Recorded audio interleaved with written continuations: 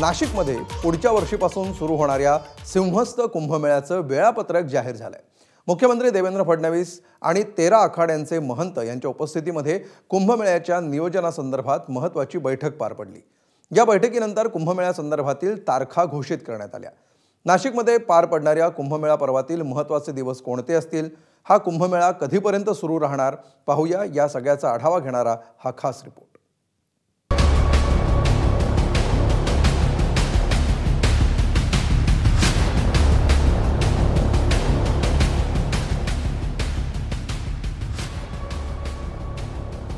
दर 12 वर्षांनी महाराष्ट्रातल्या नाशिकमध्ये भरणारा हिंदू धर्मियांचा पवित्र मेळा अर्थात सिंहस्थ कुंभमेळा।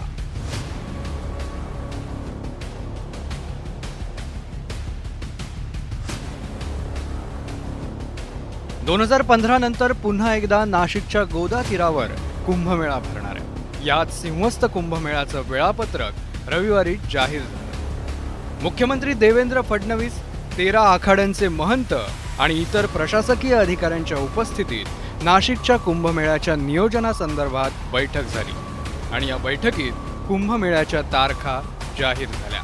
31 ऑक्टोबर 2026 पासून सिंहस्थ कुंभमेळा पर्वाला सुरुवात होईल। नाशिकच्या रामकुंडावरील ध्वजारोहण सोहळ्यानं या कुंभमेळ्याचा शुभारंभ होईल। हा कुंभमेळा 24 जुलै 2028 पर्यंत सुरू राहील। या दरम्यान 42 ते 45 पर्व स्नान आणि शाही स्नानाचे दिवस असतील। 24 जुलै 2027 रोजी साधुग्राममध्ये आखाडा ध्वजारोहण होईल। 29 जुलै 2027 ला एकादशीच्या दिवशी नगर प्रदक्षिणा होईल। 2 ऑगस्ट 2027 ला सोमवती अमावस्येच्या दिवशी पहिलं शाही स्नान पार पडेल। 31 ऑगस्ट 2027 ला श्रावण वद्य अमावस्येला महाकुंभ स्नान होईल आणि 11 सप्टेंबर 2027 ला भाद्रपद शुद्ध एकादशी दिवशी शाही स्नान म्हणजेच अमृत स्नान होईल। यंदाचा कुंभमेळा त्रिखंडी आहे, पण हा त्रिखंडी कुंभमेळा म्हणजे नेमकं काय? नाशिकच्या कुंभमेळ्याच्या या तारखा कशा ठरतात, या प्रश्नांची उत्तरं जाणून घेऊयात। यामध्ये 31 ऑक्टोबर 2026 ला सिंह राशीमध्ये दुपारी 12:02 गुरूंचा प्रवेश होतोय। त्यामुळे त्यावेळेस नाशिकच्या रामकुंडावर ध्वजारोहण होईल आणि ध्वजारोहण झालं की सिंहस्थ सुरू झाला। सिंह राशीतून एकदा याच्यामध्ये वक्री होतो, मेष वृषभ मिथुन कर्क सिंह कर्क राशीत येतो। त्याच्यानंतर काही दिवसानंतर पुन्हा तो सिंह राशीमध्ये येतो। त्याच्यानंतर काही दिवस सिंह राशीमध्ये गुरु राहतो, पुढे तो कन्या राशीत जातो आणि मग पुढे काही दिवसानंतर कन्या राशीतून पुन्हा सिंह राशीमध्ये येतो। म्हणून 3 वेळा असा वक्री होतो, म्हणून तो याला त्रिखंड्या म्हटलेले। तर अशा प्रकारचा योग हा जो आहे 1944 साली 56 साली आलेला होता आणि त्याच्या अगोदर फार पूर्वी आलेला होता। एक पर्वणी दोन्ही ठिकाणी एकच आहे, एक पर्वणी, आणि मग बाकी 2 पर्वण्या निरनिराळ्या आहे।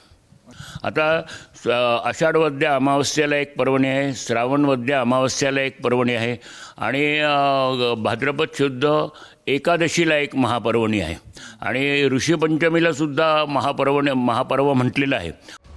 पण महाराष्ट्रात नाशिकमध्येच कुंभमेळा का भरतो, यामागेही एक कारण आहे।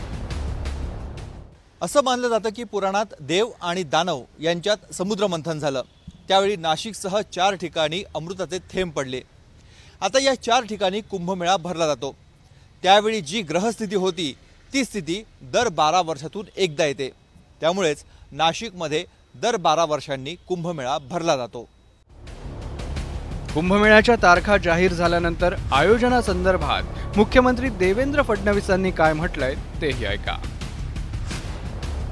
कुशावर्तावर जी गर्दी होते त्याची जागा फार कमी आहे त्र्यंबकेश्वरला, त्यामुळे तिथे काय पर्यायी व्यवस्था करता येईल या संदर्भातही बऱ्यापैकी एकमत आज झालेलं आहे, जेणेकरून कुठल्याही प्रकारची स्टॅम्पिडची वेळ ही त्या ठिकाणी येणार नाही अशा प्रकारचा आपला प्रयत्न आहे।